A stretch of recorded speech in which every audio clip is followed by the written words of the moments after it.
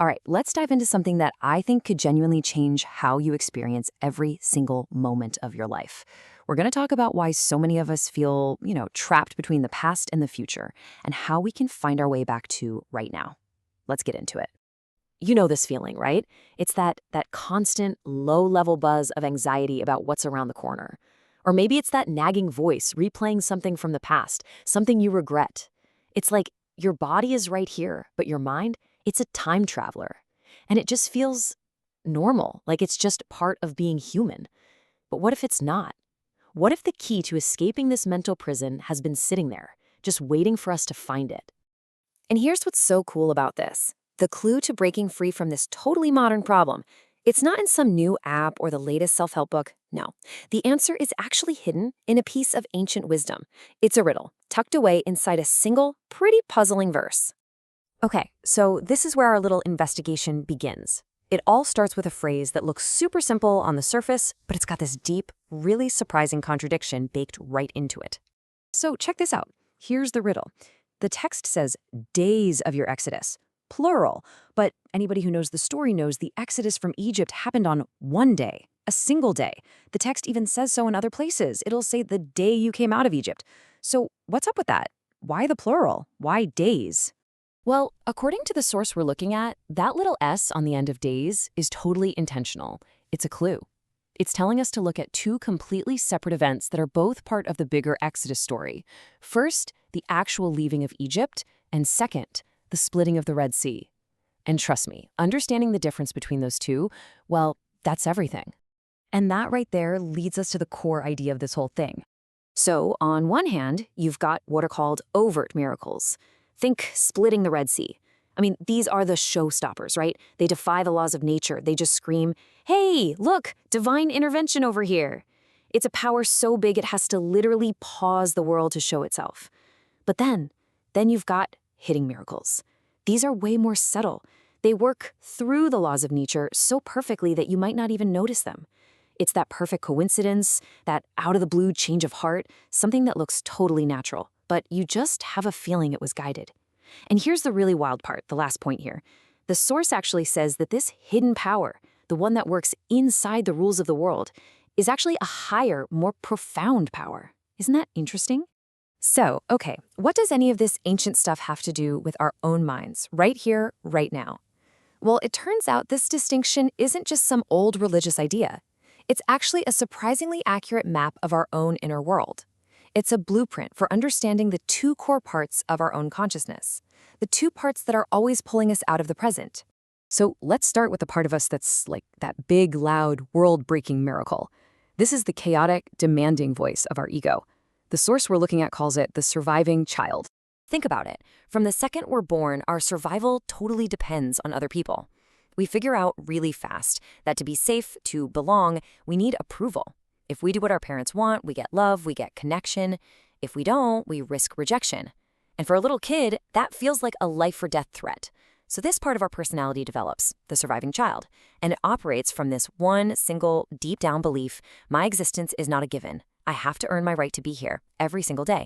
And because this part of us feels so insecure at its core, it can never rest in the present moment. It just can't. The now is way too vulnerable.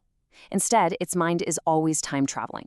It's digging through the past, looking for mistakes, reliving old traumas, trying to figure out, where did I mess up? And at the same time, it's frantically trying to control the future. It's just consumed with fear and worry about how it's going to stay safe tomorrow. The one place it never, ever lives is right here. But just like there was that second, quieter miracle, there is a second, quieter part of you. This is the part that's just like that hidden, more powerful force that works within the world. And this is the most important part of this whole idea. That frantic, anxious, worrying voice, that surviving child, it feels like it's you. It really does. But it's not. The real you, your actual identity, is the silent awareness behind that voice. You're the one who can notice the fear. You're the one who's aware of the anxiety. You are the observer. This is what the source we're looking at calls the divine soul. It's the part of you that isn't made up of your emotions or your history. It's that quiet, open awareness that's just always calm, always present. It's totally unthreatened by all the drama the surviving child is kicking up. It doesn't live in the past. It doesn't worry about the future. Its only home address is right here, right now. Okay, so if we've got these two different parts inside of us, how do we actually make the switch? How do we stop identifying with the anxious child and start identifying with the calm observer? Well, the source gives us a technique that's actually remarkably simple, but wow, is it profound? Let's walk through it, step by step. So next time a big wave of anxiety or anger or shame washes over you, step one is just to notice it. That's it. Don't fight it, don't push it away. Just notice. Step two, acknowledge it. You can literally say in your head, oh, okay, I see a feeling of fears here. You see the difference? You're not saying, I am afraid. You're saying, a feeling of fear is present. Now, step three is the big move, separation. You consciously decide, okay, I see this feeling. And just for this moment, I'm going to set it aside. I am not this feeling. And then, step four, identify. In that tiny little space you just created between you and the feeling, notice who's doing the watching. That quiet, calm you that just observed the fear, that's your true self. And that's the identity switch right there. And when you start to practice this simple little shift, something really, really transformative starts to happen. It's honestly like opening your eyes for the very first time. See, what gives all that fear and anxiety so much power is our belief that it is us. We pour our identity, our life force, right into those feelings. But the second you pull that identification back, the moment you can say, I see you feeling, but you are not me, you cut off its fuel. It's like unplugging it. And that fear, that pain, that worry, it just starts to lose its grip. When you're not constantly feeding it with your identity, you'll start to notice there's more space in your head, a lot less emotional noise day to day. And this brings it all full circle, doesn't it? This is you personally experiencing that hidden miracle. The big, loud, chaotic miracle, that's the storm of the surviving child. But the higher miracle, the hidden one, is when your own inner world starts to line up with your soul. You'll find yourself reacting less and, responding more thoughtfully. You can actually be present with the people you love instead of being lost in your head.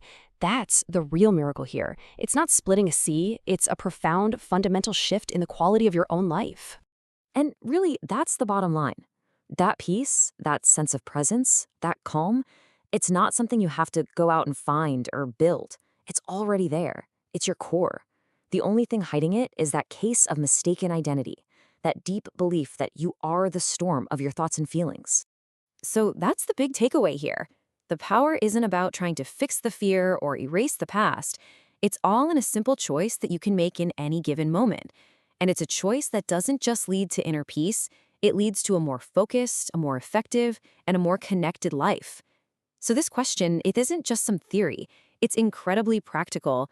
Right now, in this moment, who will you choose to be? The child who's afraid or the soul that's watching?